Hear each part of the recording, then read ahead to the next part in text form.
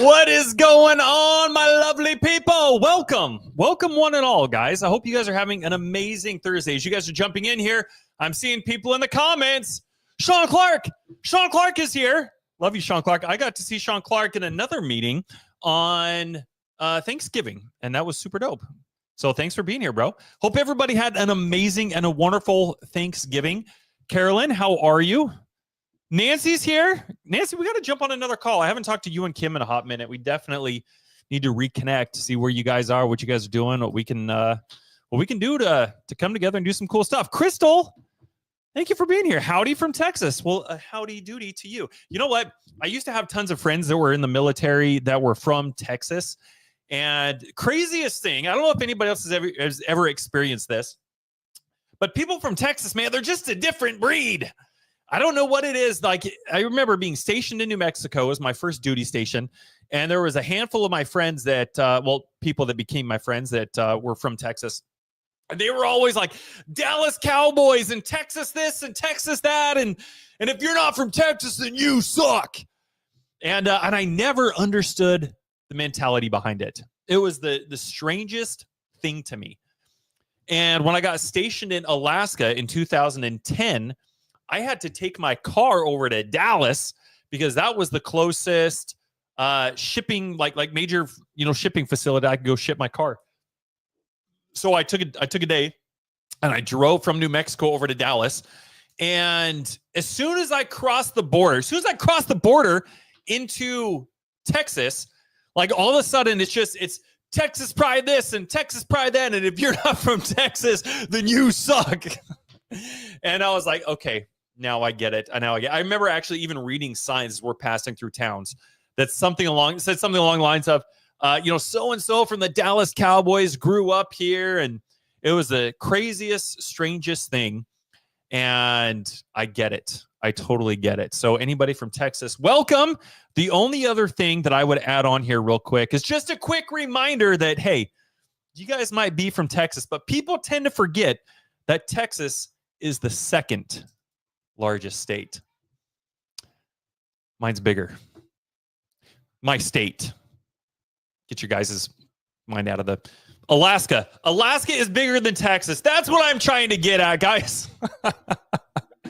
Welcome, guys. We like to have fun here. They say your vibe attracts your tribe. So I hope you guys are appreciating the tongue in cheek. Hope you guys appreciate the satire here. More probably the best way to sell. I hope you guys appreciate the authenticity. Now, we've got a really kick-ass program that we're going to have for you guys today.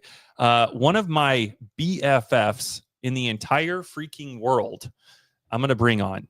And being able to, I've known this gentleman for over a year now. And being able to see him grow, I mean, just the amount of growth and things that he's gone through over the last about 15 months or so that I've known him, has really been very, very inspiring. I look up to him. I learn a lot from him, and I'm grateful for him and his friendship. Being from Alaska, a lot of most of my relationships, 99% of my relationships are from people that I've never met in person before. And probably a lot of you guys share those similar experiences. And it's funny how the world works. It's funny how the law of attraction works.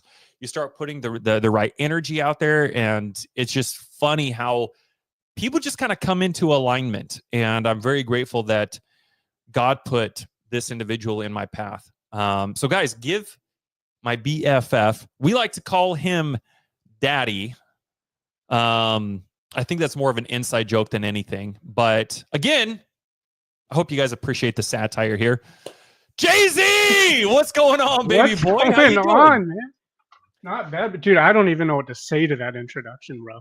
Like, I'm over here almost in tears.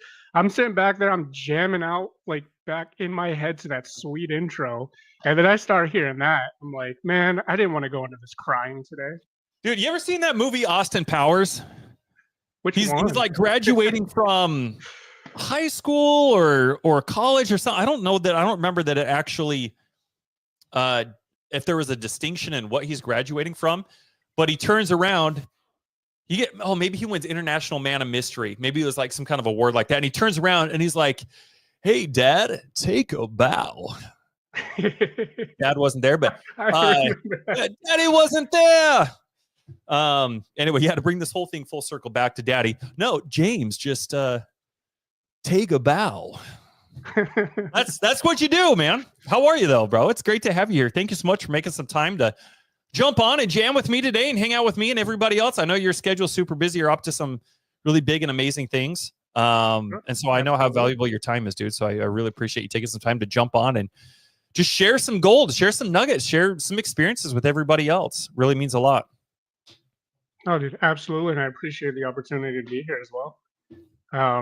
As you said it, the last over a year has been nothing but tears, frustration, but most importantly, strides and growth. And it's all mending together.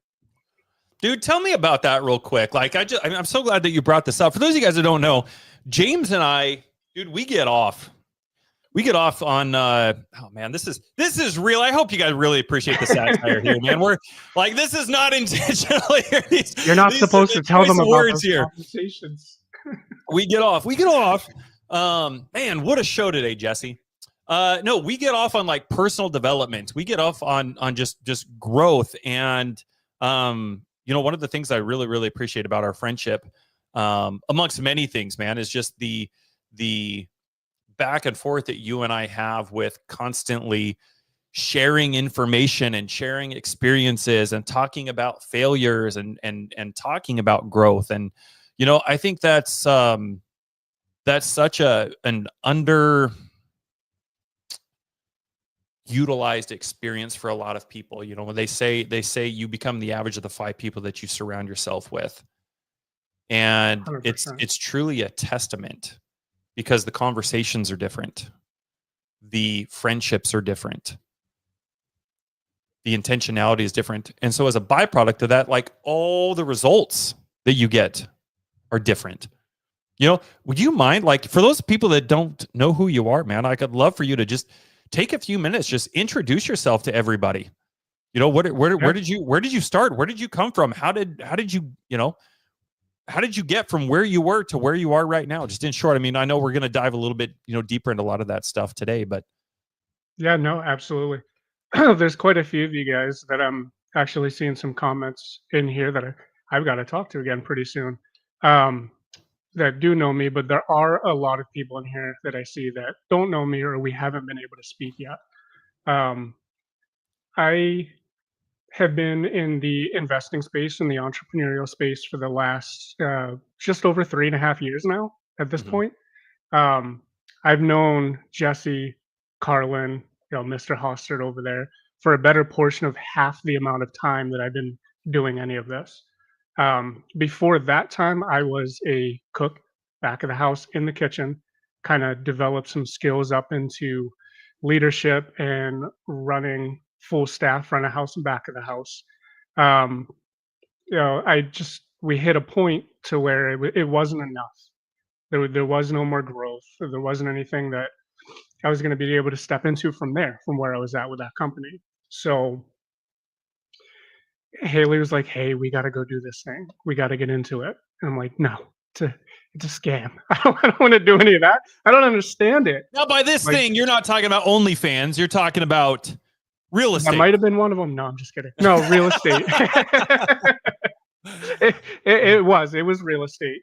particularly wholesaling at that time. Mm, You know, the one thing that they all tell you that you gotta get into if you want to own a property in a couple of years. yeah. So, that's kind of where I threw everything in the beginning. And I spent a very, very long time being very frustrated and grumpy and thinking that I had all these, wonderful skills that I may have had. I just wasn't using them right. Um, I can Messed up never for picture a good you couple grumpy, bro. years. Oof. You should have met me about 8 years ago. Um, but I mean, going through all of that kind of led me down this path to where I started meeting, you know, other like-minded individuals, people that are out there striving for doing bigger and better things. Mhm. Um, our first conversation was very awkward. I say it all the time. I tell everybody that I talk to that know both of us, dude, it was awkward. But by the time we had that second conversation, it started kinda grooming and turning into this wonderful thing that we have now, and that's kinda where I doubled down and focused. Now, I got to let everybody know real quick because when you say that first conversation was awkward, that's not from my It was perspective. mm, yeah, that's from mine. I didn't know your perspective. There wasn't too much of a back and forth. It was more me telling you all of this stuff that I'm working on and all of these things that I've been doing and Mhm. just asking over and over and over again, "Dude, Jesse, how can I help you? How can I help you? What can I do? Fit me in somewhere, man." Mm. Um, that was a foundational conversation to the change over the last year and a half in my life. Can we I know you probably didn't anticipate, going into this at all today.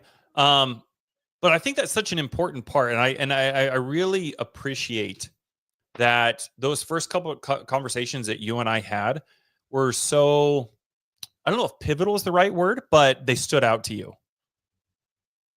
Because I think there's a lot of people, and I say this all the time. You guys, if you never heard me say this, please write this down. If you guys are bringing a pen and a notepad to these things, to these Zooms that we do every single Thursday, you need to. Okay, I need you guys to write this down. A problem clearly defined is half solved. Okay, everybody write that down. A problem clearly defined is half solved. I had a meeting with somebody yesterday. I think it was yesterday, maybe a couple days ago. They keep talking to a bunch of people. They're trying to raise capital and find deals and all this other kind of stuff. And they're having a hard time finding people to commit or finding people, to follow up with or to have an intentional conversation. And the reason that I bring this up is because I kind of want to tie this in to, our first meetings from your perspective, because I think that would really help a lot of people shed a little bit of light when it comes to building these relationships, building out their network. I saw a friend of mine put out a piece of content yesterday. He was on a call with somebody and he was talking to them and he's like, dude, I can solve your problem with just one phone call. And so he connected him to this person, and this person, just whatever the problem was, he was able to solve, all of his problems. And so I really resonate with that because I tell people all the time, you're just not talking to enough people. You're just like 99% of your problems can be solved if you just expand your network. And it's not enough to just jump on a call with somebody and just say, "Hey, how's Alaska? And what do you need? What can I do for you?" Right? That's not enough because if you don't take the time to understand what's working and what's not working, you can't get better at having these conversations. You can't get better about creating opportunities or raising capital or finding deals or expanding your message even on social media to do I dare say use the word attract? I love to use that word. Attract. You attract what you put out. And so anyway, I kind of want to bring this boat back into the harbor here real quick before we get too deep into it, because I really love to hear this from your perspective. I think a lot of people get a lot of value from it. What are people missing when it comes to growth, when it comes to relationships, when it comes to, creating opportunities and being resourceful? What are they? There's so much that people are missing in the conversation, but I'd love to hear your take on it. No, absolutely. And just to kind of double back for a quick second, attraction. People don't realize how big of a role that plays, and that's actually something that we might touch on for about a minute a little later down the line as this thing keeps moving. But I guess if I can put it any way, is the thing that people are missing is like, yeah, you said it. Everybody wants to talk to everybody, especially in the beginning. It's just, I need to get out there. I need to figure out what everybody's doing, and I need to figure out my voice. I need to figure out my place and what it, how's that going to work between that person and myself. So Mhm. for me, at that point in time, it was Jesse. You know, Haley and I were both ecstatic when you threw your link out there at that time because I was trying to play the connector role. I went Mm. through, I don't know, maybe 3 or 4 different avatars at that point. I was like, I got to do this. This is what I got to do. This is what I am. So I saw your link posted out there, and I had no intention, no real intention. I just clicked on the link, set up the call, and we were both ecstatic, like, "Oh my god, you got a call with Jesse. That's great. I see his name everywhere. He's got some things going on." But that was about it. That was all I had going into that conversation. Mm. Now, as we further got into it, and I didn't realize it at the time, is that was my goal. It was like, how do I do something with this person because they're out there making strides. They're doing these things. They're known. People know who they are. This is going to get me to that check. Did I know you weren't wholesaling at that time? No. That was a presumption because of that. Mhm. And again, we sat in that Zoom. It was probably about a half an hour long, if that. I know you had to go because you had uh, prior obligations as well. And I was just spitting off all these different things like, yo, I'm good at talking to people. Yo, I'm really good with systems.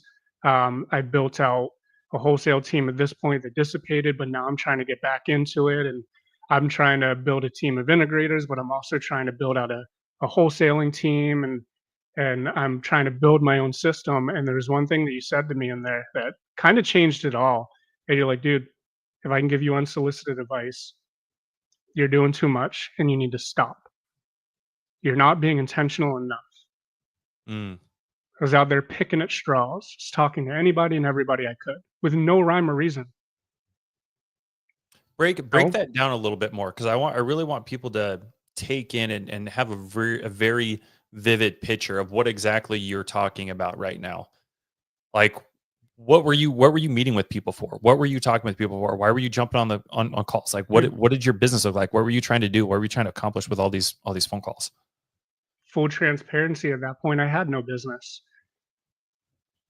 I was trying to have a business.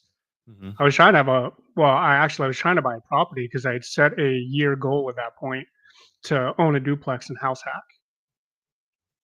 And I was past my year goal. And once I realized wholesaling wasn't work, I was like, connecting will work. I don't know what I got to do. I just got to do it. I just got to talk to people and something will fall into place. Something's going to Mm. happen. Yeah. If I just show up and do that thing. Yeah. I had no rhyme or reason for any of the people that were really in my schedule. I think I had 4 more people that day that I was supposed to jump on a Zoom with. I was scheduled out till like 3 a.m. Eastern. I had no idea why I was jumping on those conversations, just that they were people and I wanted to connect people. So I figured if I spoke to enough people, I can figure out who I can connect. And that was going to Interesting. do something for me. Interesting. I find it really interesting. You specifically said back there, you said, if I'm being transparent, I had no business. Man, that's so powerful. Put a 1 in the chat if anybody else resonates with that. Is there anybody else right now that's in that exact same position where you're like, man, if I'm being honest with myself right now, I don't have a business. I'm trying to connect. I'm trying to just put some pieces together. I'm trying to be intentional here. Oh, I love that. Thank you guys. Thank you for being that's part of what makes these calls so amazing is you guys being willing to put yourself on display and to be transparent and that's where courage comes from. That's where confidence comes from. Being able to say, "Hey, this is the problem that I'm facing right now." And it's right along with what James was talking about. Now, James, tell me, you guys have a really interesting story that kind of correlates with everything that you're talking about right now. I mean, it's really neat to see what you guys have done and what you guys are doing right now. And I'm going to get into that real quick. But man, there are so many people that just resonate with this right now. I mean, look at all the ones in the chat. I don't know if you can see. Can you see the chat on your end? Oh, I can. Oh, you And can? I can't tell you how much, even from the position that I'm sitting in, how much I appreciate seeing those ones and those names right next to those ones. Crystal says, that's my story. You know what, guys? I have been there too. James, tell me, you guys have a really interesting story. I think internally we've kind of just dubbed it the 27-cent story. Yes. And I think everybody in here would really, really benefit, especially everybody in the comments who's saying, raising their hand basically and saying, hey, you know what? This is where I'm at too. Because to hear exactly, I mean, everybody's already kind of resonating with this already, like saying, hey, you know what? Me too. I'm trying to build a business. I'm trying to figure this stuff out. I'm networking, but I wouldn't say I quite have a business yet. I'm building it. And I really would love for you to kind of take us a little bit deeper, if you don't mind sharing that 27-cent story, just so everybody can be like, oh, wow. Is he telling his story, or is he telling my story? And this is just really, really interesting because I know I deeply resonate with it, but I'll let you go ahead and tell it. We called it the 27-cent story, man. Such a great story. No, absolutely. I have a tagline for that story, and I don't remember who it was that I said it to. And thank God I record all of my calls so I can look back on a lot of these. Is 27 cents is what you get for chasing the wrong $1 million dream. Oh my gosh. Did you just come up with that? No, I said that in a conversation. I believe it was about 2 weeks ago. Oh, And I was like, yeah, I don't know why I didn't think of that before, but that's the best way to put it. dude. Oh my goodness. I've got to I'm gonna put that in. Anyway, go ahead. I'm gonna create a banner and put that, man. That is so good. Oh my gosh. I wish I would have thought of that. Yeah, 20, absolutely. So it all 27 cents is what you get for chasing the wrong wrong $1 million dream. $1 million dream. Oh my gosh. Wow. All right, guys. Listen to this. Check this out. So from start to, was it just over 2 years in? So you guys have heard the first year and a half of my story at this point, when I was able to speak to Jesse for the first time. We got into real estate. We wanted to purchase properties. We followed the rabbit hole of wholesaling. And we're like, hey, this will get us there faster. This will put us where we need to be in a year. So all of the work that went into building up a business that wasn't even the business we intended to build took just over 2 years to reap any sort of reward for it. Now, we had contract after contract that fell through. Some of them didn't even make it that far. Some of them got as far as being signed, couldn't assign them. So we were ecstatic when I got that first one. I Yeah. remember it was bandit signs, dude. It was at night. I think it was like I got a phone call at 9 o'clock at night, and it was the third phone call that we got from the bandit signs, and I thought it was another because people were calling in and just messing with me over the signs. So I figured they were, just kind of messing with me. Um, I had a walkthrough lineup on that property the very next day with the buyer. So already had the buyer lined up, already had the walkthrough walked up. We were going to knock out about a month's worth of work in a couple hours. We went, we looked at the property. I got his price. Now, he told me, oh, Oh, there you are. okay. We Sorry, heard you the I whole saw time. the You loading. didn't cut out. Just the video cut out. Just the video? Okay. Yeah. He had told me, he's like, if you lock it up at this price, I'll give you this. Now, at the time, we had just dumped so much money into one educational platform, the bandit signs, the systems, the dialers, the lists, other people. So we were hurting. And I was like, hey, if I'm able to get them even lower than that, can you bump that up a little bit? And can you meet me at this. And he goes, yeah, sure. So I called them 10 p.m. that next night. I already knew that they had gotten an offer that was higher than the offer that I was giving them. So I didn't think that they were going to go for it. So I was like, you know what? Let me just shoot my shot. So I spoke to them. I got them locked up at the price needed for me to maximize what I was going to get off of that deal. They loved the fact that I followed up, I was responsive, I went out there, we had great conversation. I was able to move the needle forward that same day. Mm. So we were ecstatic. Yeah. I was up that whole night, like the blood's flowing, dude. It's pumping. It's like, oh man, this is the real deal. Root beer floats for everybody. Yeah. It's like, oh man, we're probably gonna go do this and do that as soon as it happens because now that it's lined up, 2 weeks, it's all we have to wait. 2 weeks came, 2 weeks gone. 3 months came, 3 months gone. What? 6 months came, 6 months gone. Oh my gosh. And this We is didn't- locked up. Yeah. So in my mind at that time, I'm like, okay, so I'm gonna get 15,000 for this. I spent 10 minutes on the phone. I spent 2 hours at the property, and then I spent another 20 minutes getting it locked up. So 2.5 hours. I was like, dude, I'm balling. Yeah. Like 15K for 2.5 hours? Sign me up. I'll Not do a this bad every day. ROI, right? No, I'll do this. 1, 2, 3 every day. Lamborghini. That's real estate, baby. Right? Well, that quickly turned into 2 years.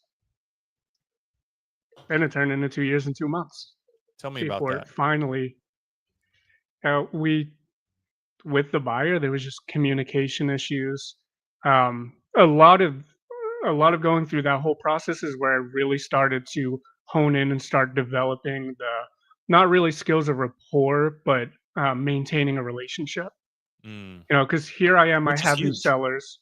Yeah, I have these sellers who, you know, they're in a really, really bad situation. And I Mm. came in with that dream to get them out of that. And I keep having to go back and tell them, like, we're pushing your dream further and further out. So to have to learn and navigate that in real time was probably one of the most difficult things to do. Jesse, you think I'm nervous getting on these lives like beforehand? Imagine like spending 2 hours before I even could face calling the seller with that news. Wow. So just the buyer would ghost. And in my mind, you know, Haley was like, let's just find another buyer. We can probably get more. We can do this. We can do that. And I kept saying, no, let's hold out. I didn't do that much work on this. I'd rather not do more work because, again, that ROI, you just can't beat it. Why would I do more work and make less per hour? So the extensions kept going out. I think I got 3 different extensions signed with the seller, and the buyer was back on board and then would ghost.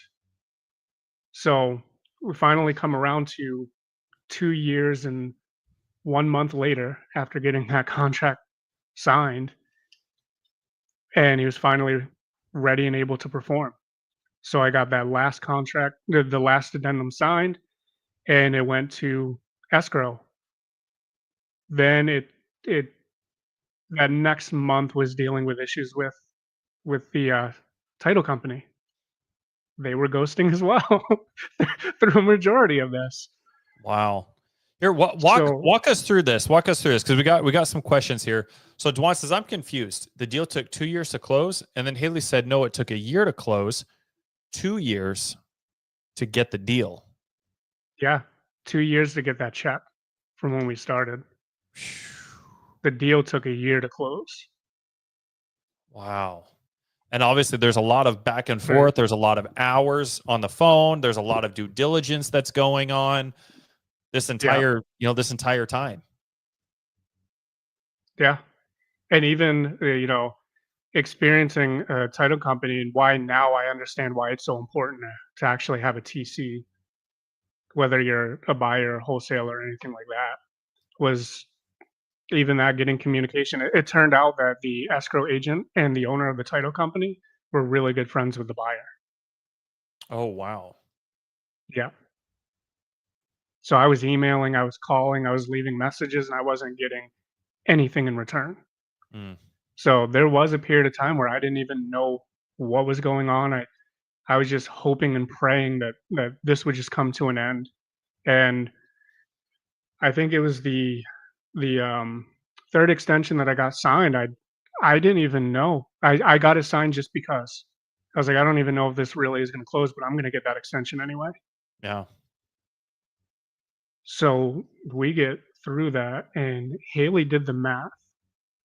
The amount of hours that I spent on the phones, you know, trying to get the other deals, Mm-hmm. trying to get this one, the amount of hours that we spent putting the bandit signs out, the amount of hours that we spent just on this deal alone equated to 27 cents an hour.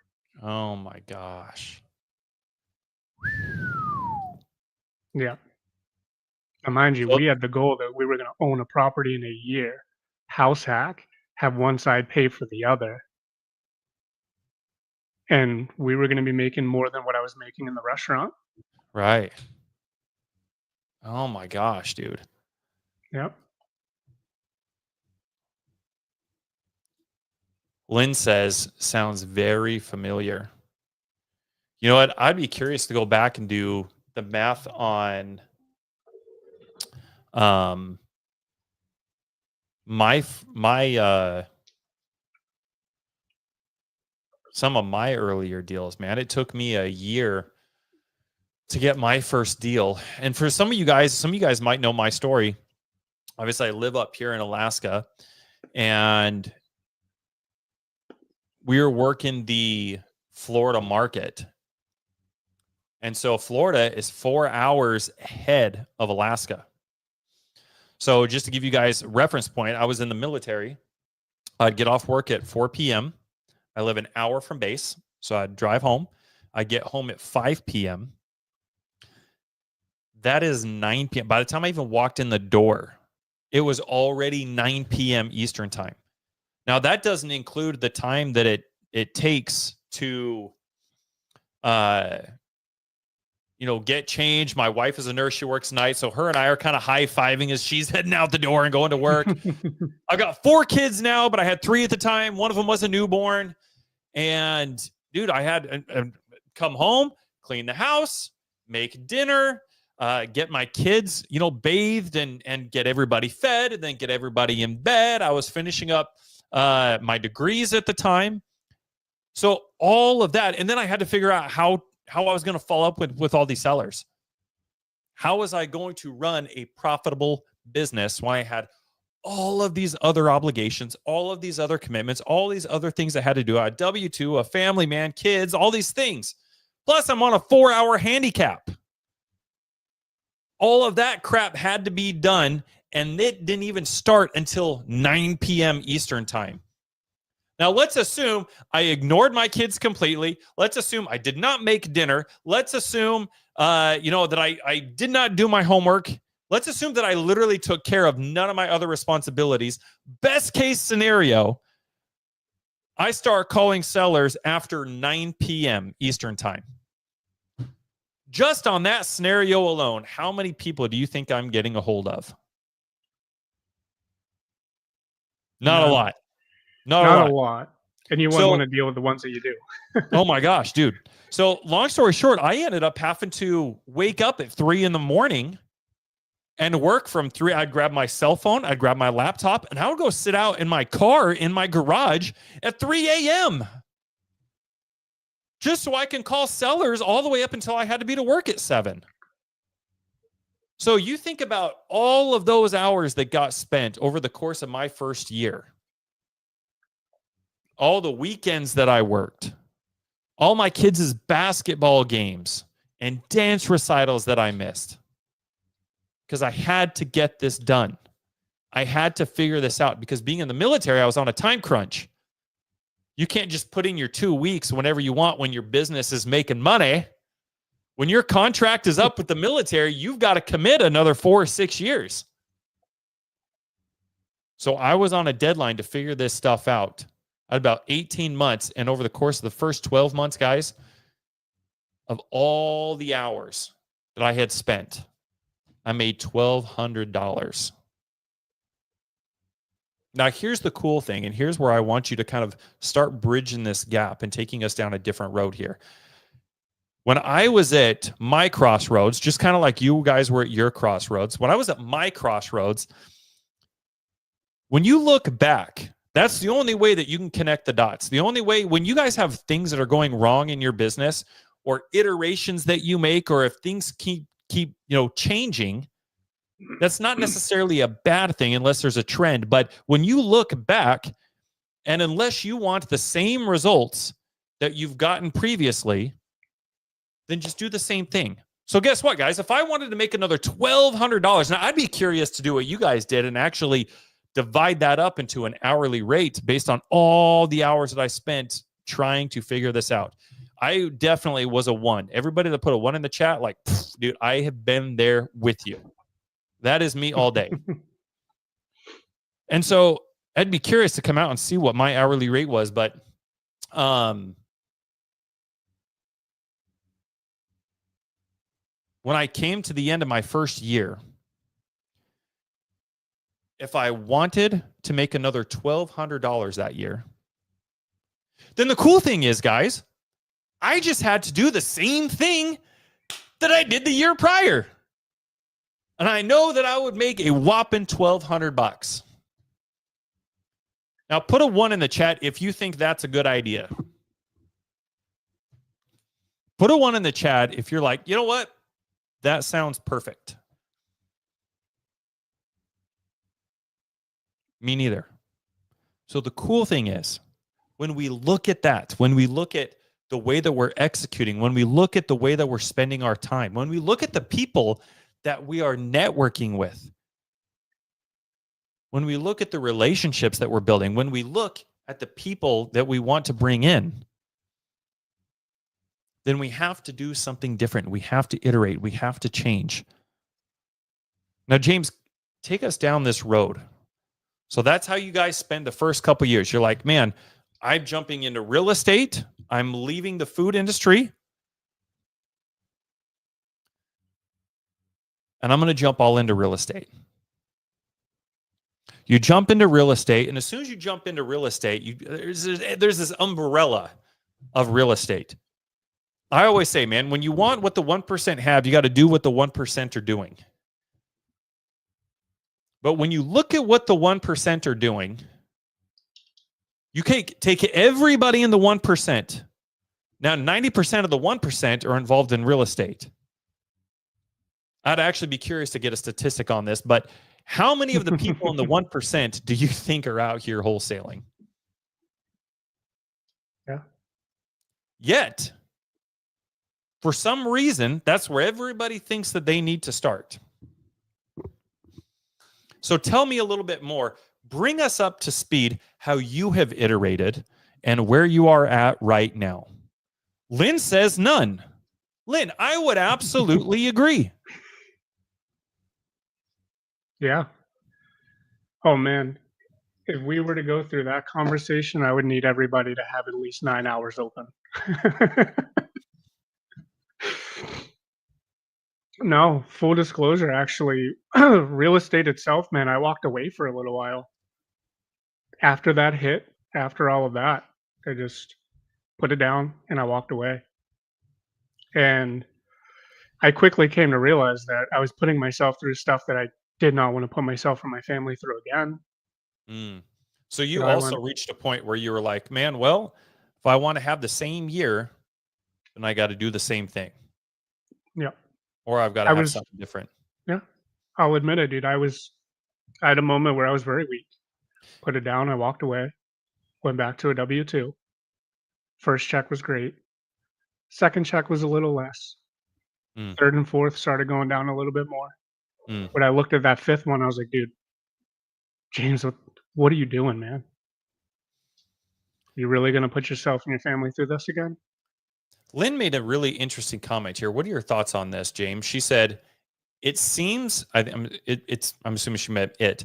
It seems to be the low-hanging fruit, but it's all a YouTube video mirage. What are your thoughts on that? I'm not sure I fully understand, if I'm being honest. I think she's saying that wholesaling people see that as low-hanging fruit. Oh yeah. But it's just a mirage. It's this fictitious 100%. thing that everybody thinks they're going to get rich from. But when you look at what the people are doing to actually get rich, are they out here wholesaling? Or No. are they buying and holding assets? Lynn just said something else. It's actually a key to that. She said it's sold like it's the easy way to entry. I think that's true. Yeah. I think it's I think a lot of people, man, there's so many wholesaling programs out there. I think that's where the people are making money from it, is showing people how to wholesale. Yep. Like even Alex Ramosi says, man, it's simple, not easy. It's simple, not easy. It's really easy. Yeah. Sorry, go ahead. Sorry. It took a good 2.5 years to realize that. It wasn't for me. That wasn't my original goal. That's not why I got into it. But I spent all this time, energy, and effort into something that didn't even align with what I wanted. Right. That was the waste. Right. Doing all of the things, gaining the experiences, learning the lessons, that wasn't the waste. And that's actually to answer Caroline's thought from earlier about gaining the experiences that you've learned through that time. They still gave the experience. Yes. You gain clarity, energy, right? And effort. Yeah. But the time, energy, and effort, that was the waste. You gained experience and you gained skills. Yep. And you gain knowledge. You're like, hey, you know what? I've taken this route. I've gone this route. I've been able to determine what my hourly rate has been. And this isn't something that I want to do.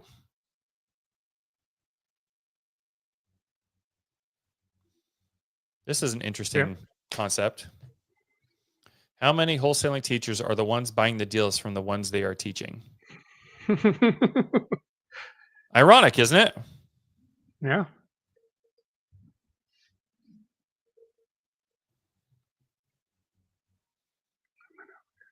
I agree. I wouldn't have my network if I hadn't tried it. Didn't even know there were options. And I would agree. That's the great thing. I learned so much from wholesaling. That's where I learned how to sell. That's where I built the skill. If is anybody, do me a favor real quick. I negotiated a subject to deal with a seller maybe a couple weeks ago, and I recorded it on Zoom. If you guys want the link to that, shoot me a DM right now. Shoot me a DM on Messenger, and I will send you guys that recording. The reason I bring that up is because, it'll be the smoothest negotiation that you guys will ever hear. As a matter of fact, I didn't even use the word subject to. I didn't use the word seller finance. I didn't use the word terms. I didn't use the word creative finance. And I got them to agree to do a subject to. That skill of being able to communicate and articulate and tell stories was all built and created on that foundation of spending my entire year making $1,200. So you're 100% right. None of these things are a waste. They're a gift. Yeah. Because it gives you the opportunity to not only build skills, but to gain clarity. And as you gain clarity and as you mature as an investor, you also get to ask yourself the question, is this the path of least resistance? Or is there an easier way to make just as much money, if not more, and actually get the result that I'm actually after?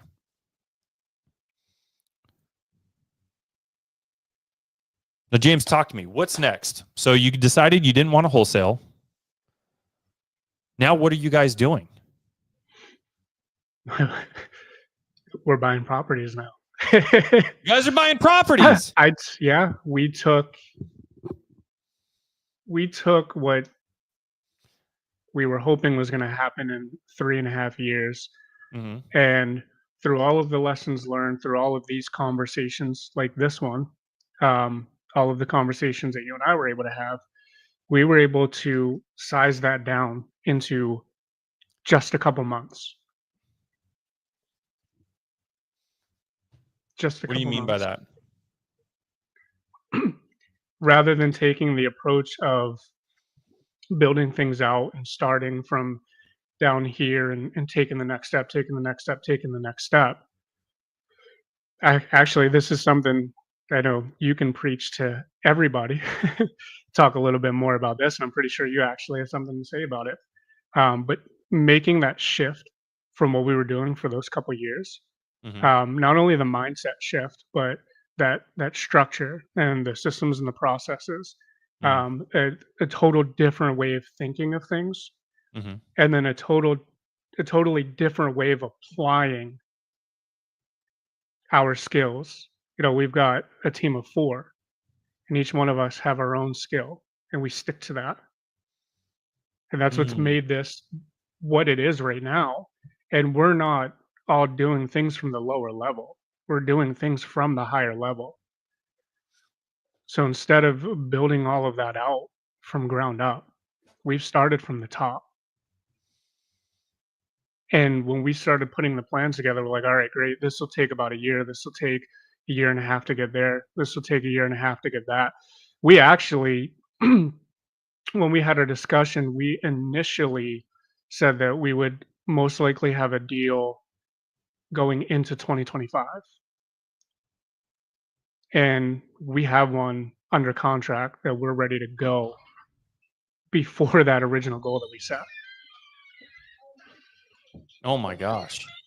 And we've How got did you guys start all this? How did you guys make this transition? Like, where did this whole thing come from? You guys are like, all right, we're just going to dissolve our wholesaling business. This isn't something we want to do anymore. We just want to focus on building out a portfolio because after all, that's what the 1% are doing. So I know this. Trust me, I know how this sounds. I know especially for everybody who put a 1.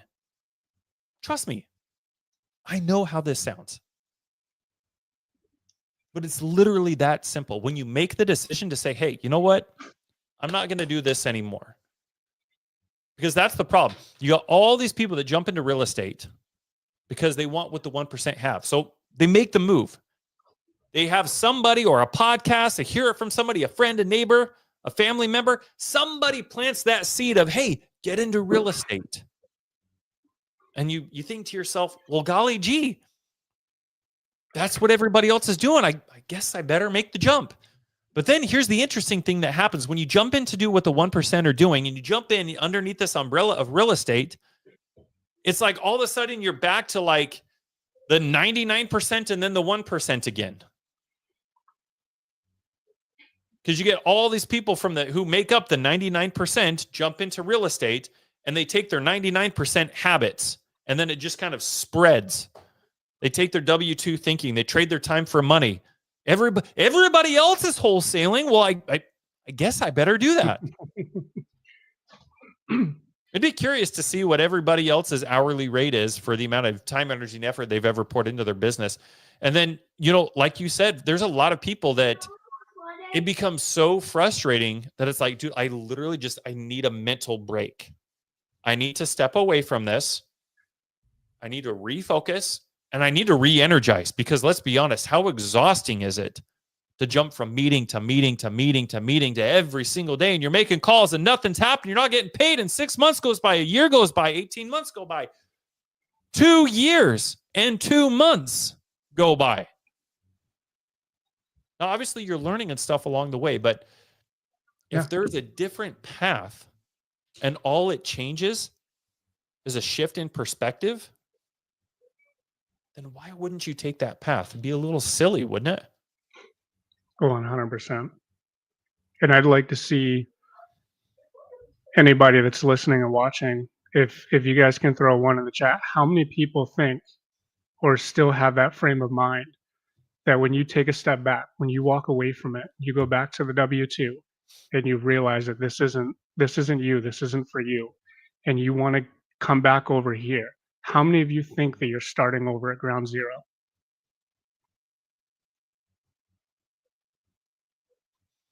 That's a really interesting question.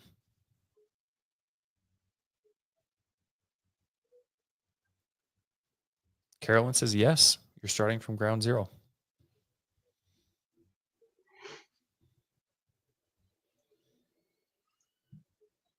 I can tell you with one word why you're not.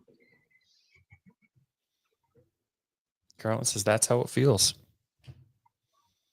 I can totally resonate with that.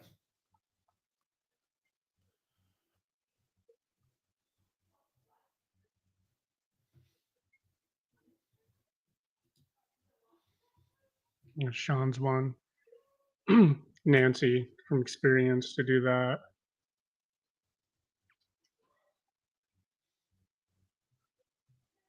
Mm. What are your thoughts on that, James? I agree. I agree with that statement. We just spoke about it a little bit ago. For you yourself, where did you learn those closing skills? 100%. Where have I been able to learn those people skills? The cool thing, Nancy, you hit the nail on the head. Every time you restart, I really just want to spend just a second just kind of taking this in, because I know how some of you guys are feeling, because I have been there. James has been there. A lot of times we're afraid to start over. We're afraid to give up on everything that we're just grasping at straws. And it's like, man, I've got some sort of traction. I made $1,200. There's something here. If I just stick with it. And we're afraid to let go. That could be the business model that you're working. It could be partnerships. It could be friendships. Could be certain relationships. Could be how you're spending your time.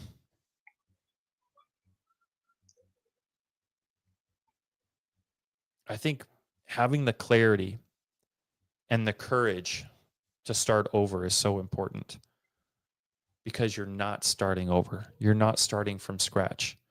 Nancy hit the nail on the head. Yeah. Each time you start over, each time you iterate, you're starting from experience. And that's such an important piece of this entire thing. You've been trying to figure it out. If you've been trying to grow your business,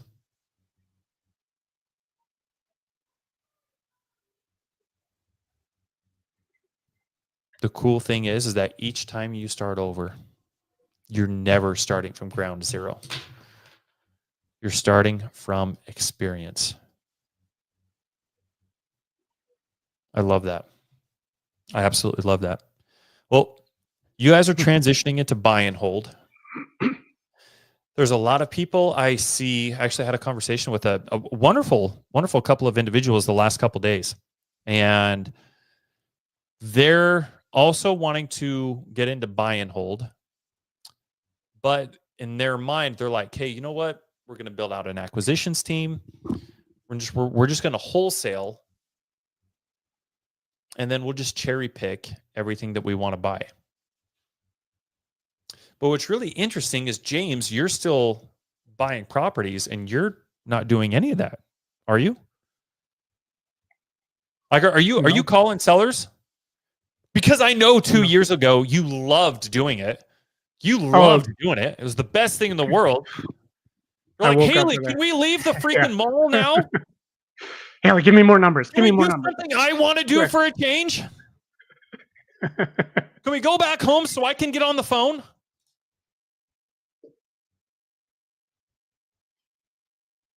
That was the best part about it. No.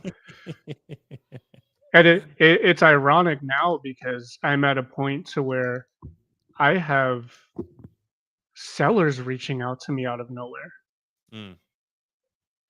Not just wholesalers, but people that actually own properties reach out to me. What do you And mean there's by probably that? quite a few people in here that don't really know who I am, because I don't have signs up all over the place doing all this fancy stuff. So you're not doing a bunch of fancy stuff. What No, are but you there doing? is a tool. There's one tool Hey Jesse, we've spoken about this before. I've It's despised like an this tool OnlyFans thing for again. Is this where you're finding all these similar. deals? We're getting there. We're getting closer. No, I despise this for so long, and I've been kicking myself the last couple of months, realizing how easy things were. So if I'm able to do it, I already know that every single person in the chat, every single person listening now and listening later can do this. Mm. Social media. I am not a guru by any means, but I do have skills that compare with it. I have people in my corner and with me to help me utilize this tool that has now put multiple deals. I don't want to say inbox. I want to say in our discussion bucket because we're talking past, hey, it came in, great. Now we have 8 of them that we still have to talk through and decide, do we want to send somebody out and actually walk through this and lock it up and go buy it or not? Hold on. Wait a minute. I'm sorry to cut you off. I just want to make sure that I'm hearing everything that I need to make sure that I'm caught up. So you're not calling sellers. You don't have a list. You don't have a CRM. You don't have anybody on your Nope. is anybody on your team doing this? Dude, I'm an integrator and I don't even like talking to people through a CRM. So that tells you something. So do you have anybody that's like skip tracing leads and making calls and like have a dialer and all that kind of stuff? Okay, so you're saying if I'm just understanding this right, you are saying that you stopped wholesaling and you said, "Hey, I'm just going to go buy properties." And you're saying everything that you have done and are doing, you guys closed on one, or you're closing one? I mean, you guys haven't. Yeah, we're you guys closing just this closed, month. right? This month, towards the end of the month, we're closing on a duplex. So you guys are closing on that duplex, Yeah, and then and you we were have going to settle with a single eight family. more. Yeah, that we still have to decide. Are we going to have somebody go walk that and lock it up and go through, hope that it makes it through the inspection period? And we've already got funds lined up. These have already gone through 3 rounds of underwriting.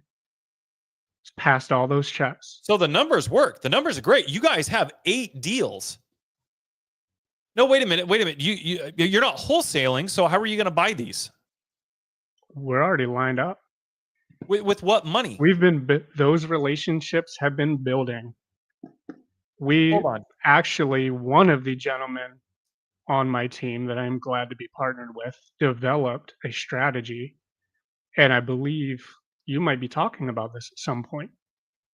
Whole new strategy. We didn't even plan to be purchasing a property cash. We were going after creative. Mm. So this landed through the strategies that we're utilizing this one tool, put a deal that checked all 3 marks. The 4th one it didn't check was it wasn't creative. Mm. Now, I have another gentleman on my team, phenomenal with building rapport and building those relationships. Mm-hmm. He already had somebody in mind that we were kind of talking about a little bit, and my partner was like, "Hey, here's 3 different options that we can go with. This 3rd one is a ninja move." Well, we took that went back to the lender, and the lender was so ecstatic about it. He's like, "Dude, like we need to do more of these. We'll cover purchase, we'll cover your renovation, we'll put you out at this long to where you don't have to make any payments and just take that cash flow until you go through phase 2." Like they loved the strategy. And then that just continues to go from there. But all of them, including my business partners, dude, including you and I,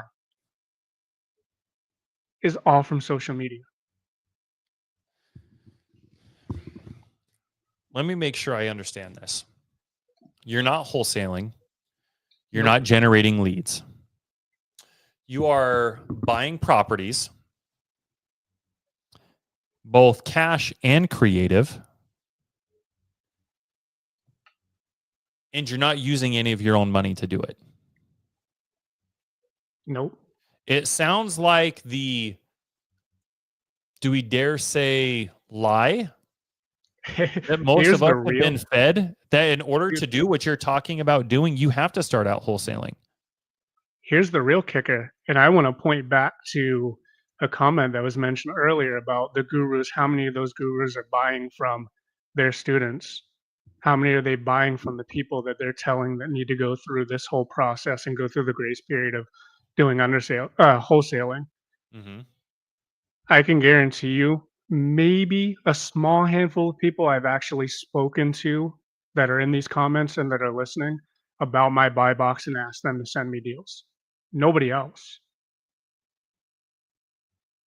So I'm not even reaching out. I'm not going and finding people and reaching out and filling up my calendar to hope that we're landing deals. We're doing all of this through social media, and it's all inbound. So you've started to prioritize the time that you would have otherwise spent cold calling and all that kind of stuff. I would Mhm. imagine because of the power on social media. I don't think there's a lot of people that really realize the power of social media. I think for most people, they think that it's important, and I think they think of it from the perspective of it's probably a good idea to be posting and sharing shit, but I don't have anything to post. I don't have anything, I went and had, some tacos for lunch today, so maybe I'll share a picture of that.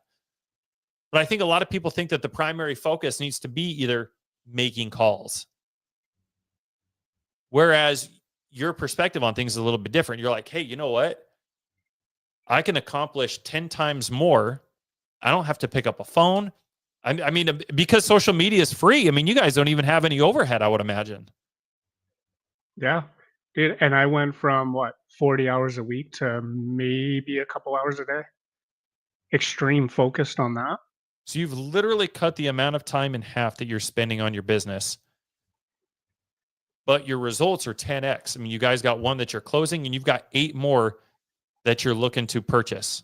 You've already got money and everything lined up. It's just the only thing that's stopping you right now is just a little bit more due diligence on these. Am I understanding that right? 100%. Interesting. Why aren't more people doing this, you think? That's a good question, guys. I mean, I think this is the path of least resistance. The irony. Oh, 100%. Here's the irony. The irony is that most people will listen to this. Most people will hear this today. And for some belief up here, will say, well, I can't do this, or I don't know how, so I'm just going to stick with wholesaling for now. Meanwhile, you are making money and buying properties from the same people that could be doing this.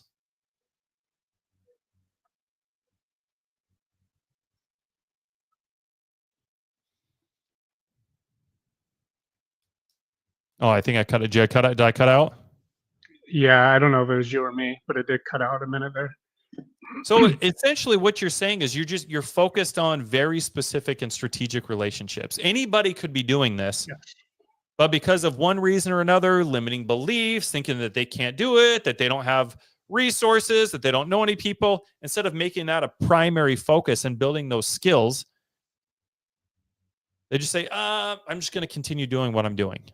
But here you are in 1 month. You've secured a property that you're closing on, and you have 8 more lined up that you're doing due diligence on. Oh, and by the way, it doesn't matter if it's cash or creative, and you've already got money lined up. And this was all from social media. Is there anything that I'm missing All on from here? Because social James, media, dude. this sounds too good to be true. What you're saying to me gets- sounds too good to be true. It can't be that freaking simple. It gets crazier. I can't tell you how many times every day I get random phone calls, random texts, and random messages from people. Mm. And it's, hey, saw that your buy box this. I have something. I don't know if it falls in line, but are you willing to take a look? Send it on over, dude. Let my team take a Interesting. look at it, let it go through the analyzing, and we'll talk soon. Now, you had the first portion of it early on. You said attraction. But what do you need? What do you need to do to attract things to you? Mm, What do you need to do? You need visibility. mm. Visibility. How many people aren't willing to just post on social media because of what a family member might think or what a coworker might say? Guilty. Dude, me too. 100% guilty. Daddy, I'm hungry. But it's crazy Go. that thing right there is keeping people from actually obtaining the result that they're actually after, that they're spending 2 years and 2 months trying to make and come to fruition. I love that. Nancy's like, Yeah. guilty, dude. That used to be me. I mean, I don't know if you guys know this or not. I used to actually get crucified at work. I used to actually legit get made fun of.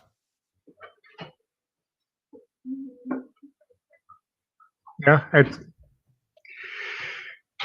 I said you start getting in the crazy. And Ryan, it's funny that you say that, dude, because I'm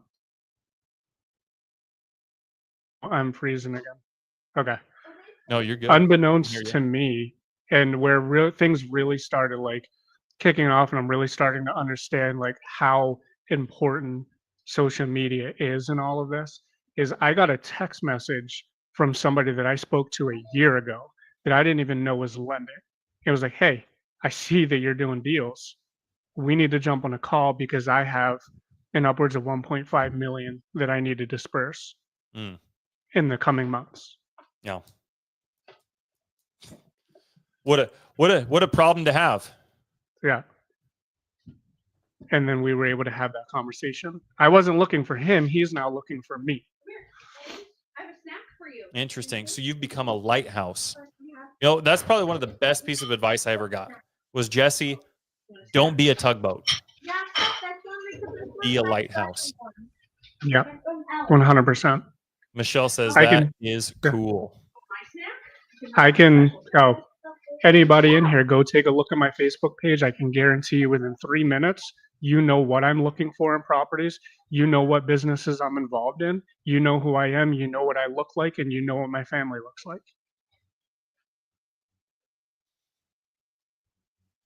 Love that, bro. Love that.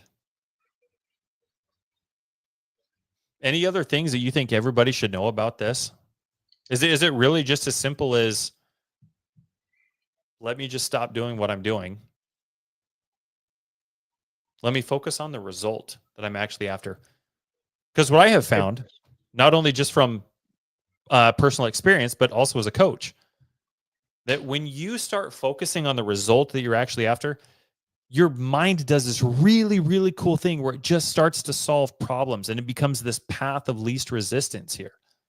But most people won't even give themselves the opportunity or the freedom to even think that because of their limiting beliefs around a certain thing. Well, when I look around, everybody else is doing this, and so I've got to do it. Yeah. That was why I did not like social media for the longest, if I'm being honest. It's one of Wow. those I get to see you get to see the short wins, but I'm not out there posting these huge big wins and slamming checks all over the place. I'm in the right rooms with the right people. I'm out there engaging. I make it clear for people to see who I am and what I'm doing. Mm-hmm. I may Yep. not be very, very loud and all over the place, but again, I'm in the right rooms, speaking to the right people, and I'm doing the right things. Yeah. Path of Most least people's resistance. problems would be solved if they expanded their network. And the only way, Yeah. and I take this from somebody who lives in Alaska, guys. Like, it's not like I live in Phoenix or Tampa or some of these other bigger areas where everybody else has the opportunity to just go to a meetup at any given time of the day or the night or the week. Yeah. 100%. Consistency is going to be the big thing here. And it's all about intentionality. and intentionality, yeah. And it's all about identifying what is the 20% that's working. because 20%, there's something called the 20-80 rule. 20% of your results, or 20% of the things you do account for 80% of your results. Well, James, there's never been a dollar that I've made by myself. It's always with somebody else. And when you trace that back to how did I find that relationship? How did I get into that room? For me, 100% of the time, not 90% of the time, not a good chunk of the time, not the majority of the time, 100% of the time, it's been from somebody on social media. 100%. And it's funny because you said something earlier, and most people don't know this. So, we have conversations at this capacity. Same thing with my real estate partners. We have these conversations at such a capacity that when we're in Zooms, people would think that we grew up together. Like we've known each other our whole life.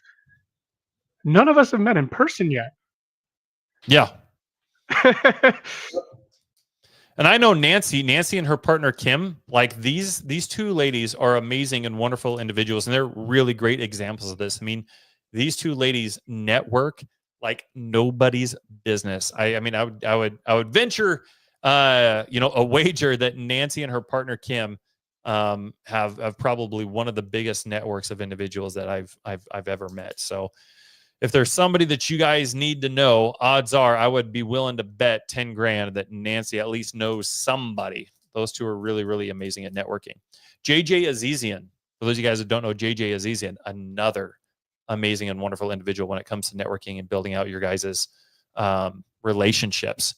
That's really all it takes is being intentional. You got to shift your business model. And when you shift your business model and then you start figuring out, well, how do I start solving these problems? We're already over an hour today, guys. So we're gonna have to wrap up here shortly. But I saw so many comments in here that I really just wanted to do a deep dive on, like, where are you getting your lenders and how are things structured and all that kind of stuff. Guys, those are really, really great questions, but that is not priority one. You need to even get yourself in front of these people first to even have that conversation. Yeah. Like I always say, hypotheticals are hypocriticals. When you ask a hypothetical question, it's hypocritical to what you should be working on and what you say you want to do. So not to call anybody out here, but just I want to give you guys some clarity here. Okay. Get away from the hypotheticals. Like just go take action, go do the thing, and then come back with questions and then come back with problems that need solved. Oh, I love what Nancy said. Nancy said, REI is a team sport. It's very hard to go at it alone. I would 100%. JJ is freaking 100%. Awesome. Yeah, he is lovely and wonderful man. Well, James, this has been absolutely wonderful, dude. Thank you so much for sharing this. It's one thing for me to come up here and just share, what I'm doing and how I've done what I'm doing and all that kind of stuff. But it really hits differently when we can have other people like yourself, somebody, that's inside, that's in my network. And not only that, having our clients. I had a meeting with Elena Bartash yesterday, who's one of our clients. She's in the Growth Co. Her and I had a one-on-one yesterday. And dude, my goodness, like she just bought, she knew nothing about real estate when she joined the Growth Co. just a few months ago. She knew nothing about real estate. I remember our first conversation. Do you remember talking to her? Elena was literally the exact same thing. She was like, dude, I don't want to wholesale. I don't want and she was begging me. She was like, Jesse, this is what I need. Yeah. I'm not messing around. I know what I want. This is the result that I want, dude. She went from literally knowing nothing. She's got a podcast now. She is active as hell on social media. Her network has like 10x'd. She's got a property. She told me yesterday, she's like, Jesse, we just got another one. I've got about another 3 more that I'm trying to close on before the end of the year. Oh, and by the way, guys, she's paying herself to purchase properties. So the money that everybody else is trying to make working for 27 cents an hour, they're just paying themselves the same amount of money and they get the property. Interesting. When you start to change your focus, when you start to change your model, it gives you different problems to solve because you ask different questions. You're not so dismissive of, oh, Well, I don't know. Dude, another one, Jamie. Jamie, just a couple months ago, dude. Not even a month ago, dude. Actually, we're like 3 weeks into this. Jamie, who's another one of our clients, started raising capital. Showing him our model, leveraging social media. Dude, he has soft raised $1.1 million in less than 30 days. It's been like 3 weeks, 3.5 weeks or something like that. I love how he went about that too. Dude, it's really amazing. That was amazing. Guess what? All he needs is a deal that pencils out. All he needs is a deal that pencils out. And it's like, boom. One property, boom, another property, boom, another property, boom, another property. Same with Michael Manatsakanian. Dude, I just saw a post from him this morning. Dude, I think another one of our clients. I think he's at like 60 properties or something like that. He's cash flowing 20 or 30 grand a month or something. Doing literally exactly what we're talking about right now, guys. One of the best pieces of advice I ever got was look at what everybody else is doing and then do the opposite. And that's what we're doing. I love it. I'm proud of you, James. It's awesome. But again, like it's been awesome to see what you've done and how you've grown as an individual, as a father, as a friend. It's truly been really just a humbling experience. And to see you mature as an investor and as a leader. Proud of you, bro. I mean, just a testament, success leaves clues. And if you're intentional with what it is you're trying to do, the cool thing is that anybody can do this. Anybody. You just need to know, you need somebody to say, hey, this is all the crap. Despite what you've been told, this is the crap that you don't need. Just focus on this, and this. Prioritize this. And the rest is, the rest will take care of itself, man. That's what's really, really cool about this whole thing. Guys, I'm really excited as we're approaching the end of the year. Thank you again, James. I really appreciate you, bro. I love you. Being able to see what you and Haley are doing together, what you guys are continuing to grow, both individually and collectively, man. It truly is inspiring. It's really, really humble. And I'm so grateful that we had the opportunity to jump on a call about 15 months ago. And really excited for what we're going to do this year, man. So thank you. I love it. Thank you. I love you, brother. I appreciate you more than you know. The feeling is mutual, my friend.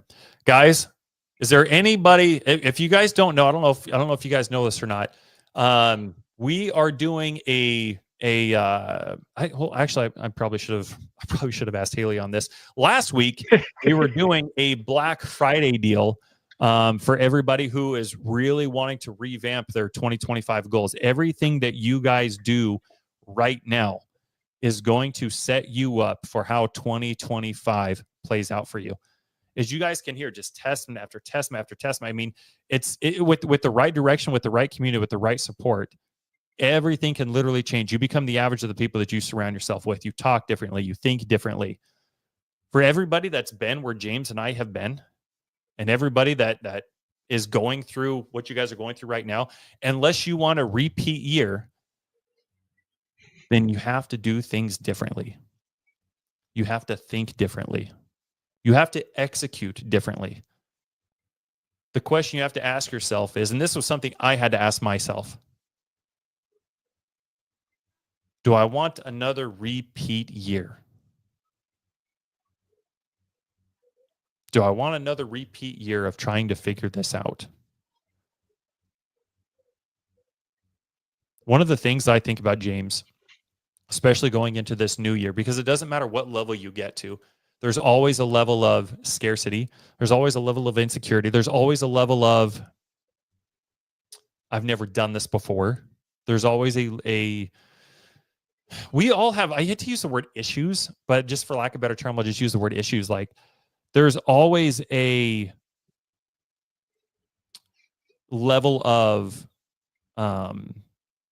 mindset issues. It doesn't matter what level you're at. 100%. So that's something that we're always working on.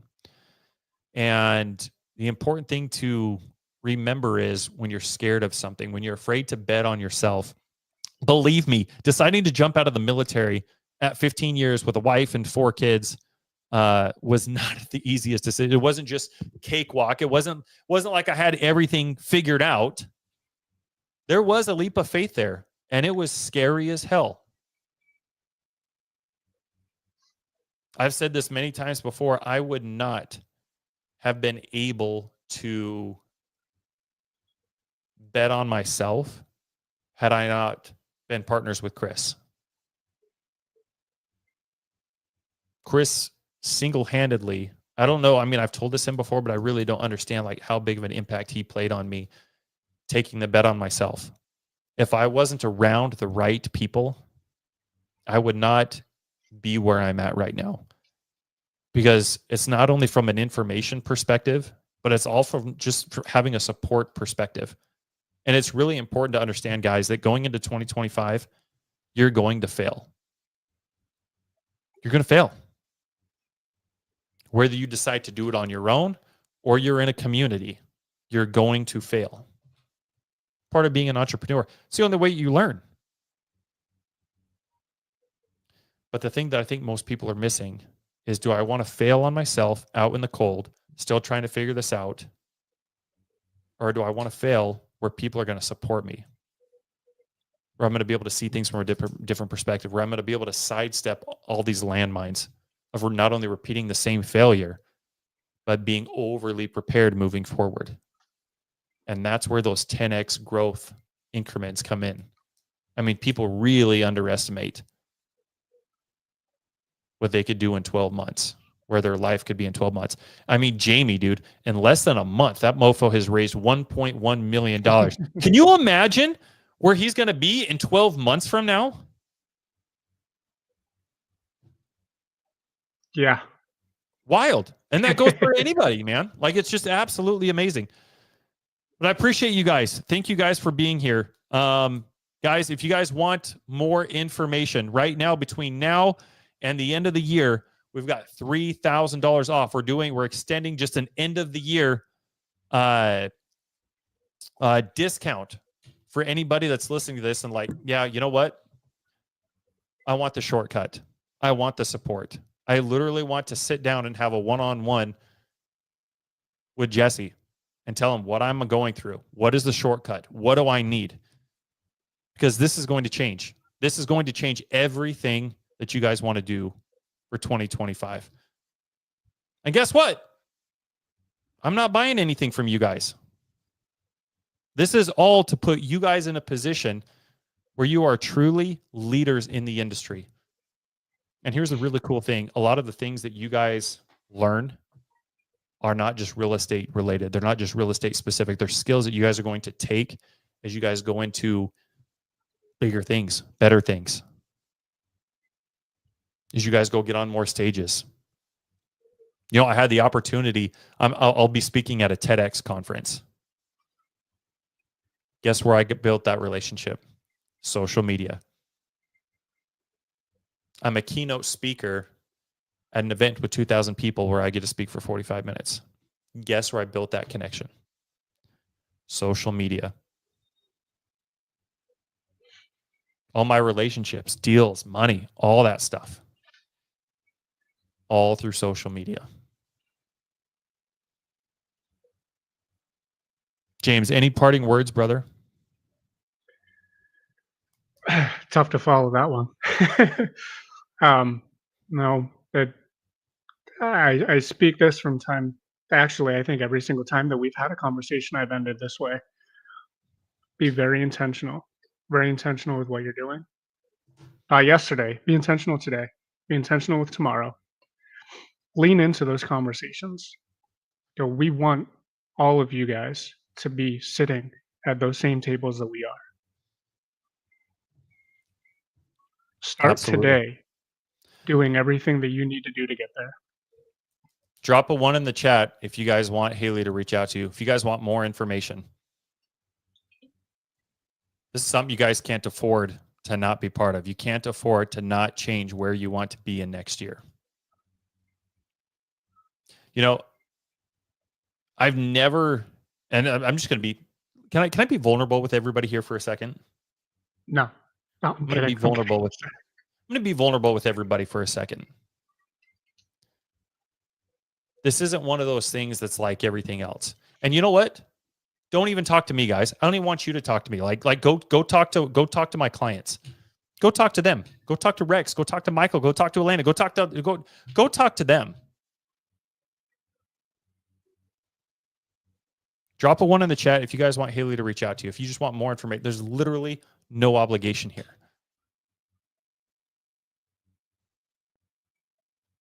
But I know that I can help you. I know that I can take you from where you are to where you're wanting to go with less effort, showing you how to buy back your time. I mean, wouldn't that be great to 10x your business and literally work less? Wouldn't that be awesome? Be pretty dope. I can do that for you guys. Everybody puts a 1 in the chat. I'm going to have Haley go ahead and reach out to you guys. James, thank you so much again, bro. This was awesome. Brother, thank you as well. I'm grateful for too. you. Thank you guys for tuning in. Would love to hear what you guys needed to hear today. I'd love to hear what your biggest takeaway was. Go into the Growth Co Facebook group. A big part of our company culture over here is to take what you learn and go share it with somebody else. Because not everybody can make it here today. Some people have jobs. Some people have other meetings, things going on. We got done talking about social media, right? You want to attract people. You want to bring more people in. You got to go provide value. Take an opportunity today. Go into the Growth Co Facebook group and share, give value. What is one thing that you took away today? What was one thing that you guys needed to hear? James, thank you again. I love you all. Thank you guys for jumping on today. Hope everybody has a great and wonderful weekend. And as always, if there's anything that I can do, anything that you guys need, please don't hesitate to reach out. Okay. I know what it feels like to work my ass off for an entire year to make $1,200. Love y'all. Thank you guys. We'll talk to you guys soon. Love you guys.